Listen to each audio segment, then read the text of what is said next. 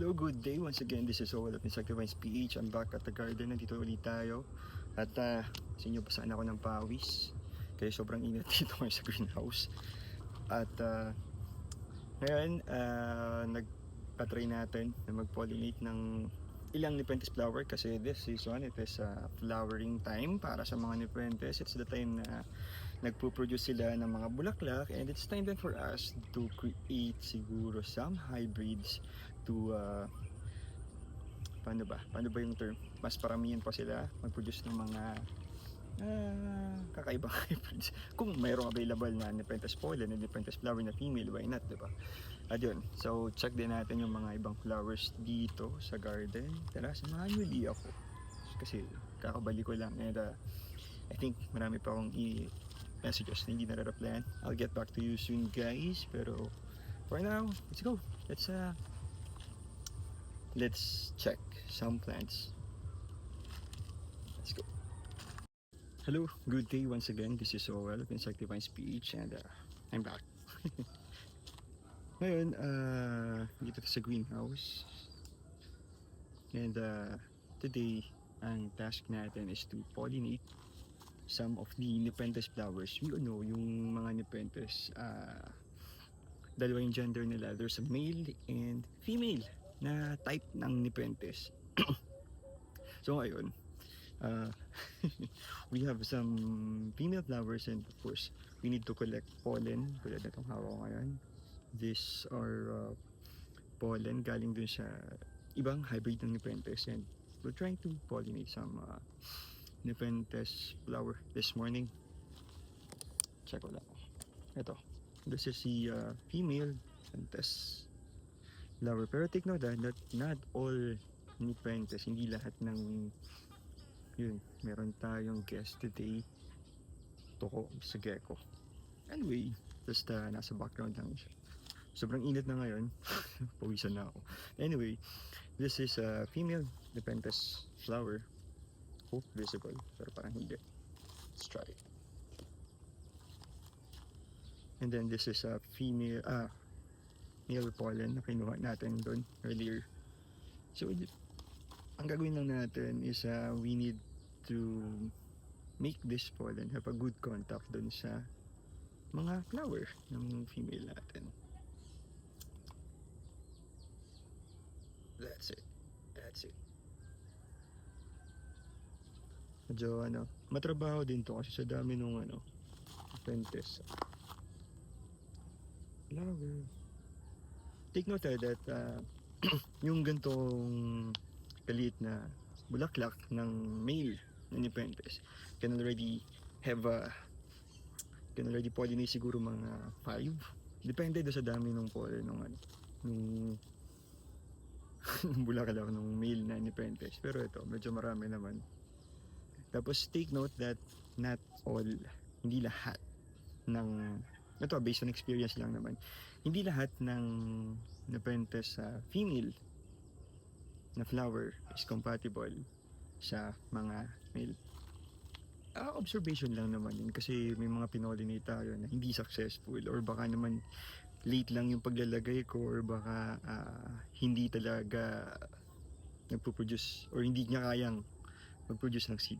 Anyway, observation ko lang naman yun, pero for some, merong mga okay talaga na mag-produce ng flower. Mag-produce ng seed, sorry. So yan. Yung flowering time ng Nepenthes is between siguro nag-start silang mag-produce ng flower by May and June up to now, July. So nagpo-produce sila ng flower. Tara, kuha pa tayo ng bulaklak ng Nepenthes doon. Let's go. Let's have a closer look. Ito yung yung male Nepenthes flower, yung nagpo-produce ng pollen. Yan. Yellow yung niya, tip. So ito yung ginagamit natin, nilalagay natin din sa female naman. Check naman natin yung itsura ng female Nepenthes flower. By the way, this is ano ba to? Miranda. Ito naman yung female na Nepenthes flower. Green yung tip niya and iba yung itsura niya. Medyo oval shape siya. Pag maliit pa, ganito siya.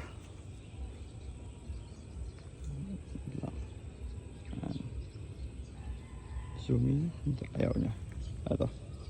Sorry, medyo makalat. So this is a female Nepenthes flower. Kulay green. Right? So this is a female Nepenthes flower. This is an example naman ng successful pollination natin ng Nepenthes. Magpasin nyo, swollen na yung kanyang mga successful. Another successful one. Successful. Siyempre kung may successful, meron din mga unsuccessful tayo na pollination. Hindi ko naman nangyari, hindi siya tumuloy. Pero may mga tumuloy na ilang buds. Ilang buds lang, konti lang. Pero merong mga hindi din nagtagumpay. And there is yan. Kung mapasin nyo, may langaw dyan. Ayan. Sila yung tumutulong sa pag-pollinate kapag wala ako dito sa garden. So nagiging open pollination, nagiging openly pollinated yung ating mga bulaklak. Just quick trivia dun yung hindi pala trivia. Based on observation, again, na yung mga gantong, yung mga male Nepenthes flower nagpo-produce ng pollen, hindi ganun katagal nagpo-produce. So pwedeng pag umulan natatanggal na sila, then hindi na sila maglalagay uli ng pollen, tapos na sila. So as much as possible, dapat makollect natin yung pollen para may stored pollen tayo, just in case na magkaroon tayo ng female Nepenthes, meron tayong ipang popollinate sa kanila.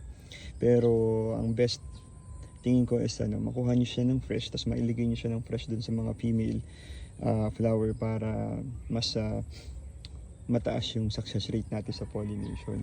This is another successful pollination. Yung iba, pero yung iba, mapapansin natin na ito, tulad nito. Medyo mukhang hindi na tutuloy.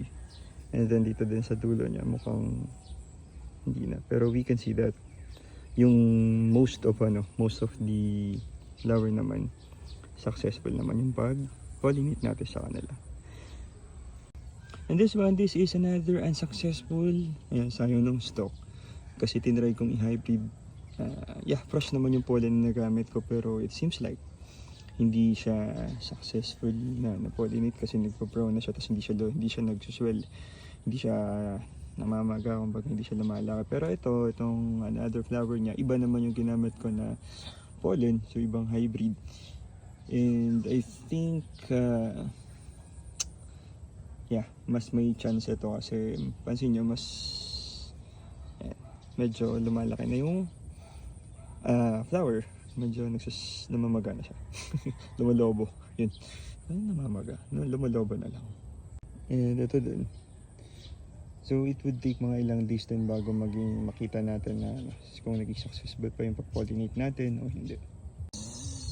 An example ng pollen, yung red, mapapansin yung red, yun yung hindi pa nagpo-produce ng pollen, magpo-produce pa lang.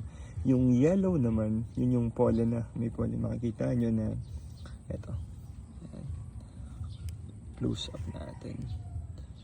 So yung may makikita ngayon parang mga pulbos pa sa ibabaw, yung medyo maganda yung pagkaka-yellow niya.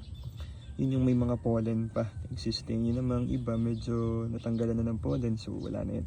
And yung red, yun yung magpo-produce pala ng pollen. Tapos yung iba mga nakasara pa. So mapapansin natin na hindi sabay-sabay nagpo-produce ng pollen. Itong na to, flower na to.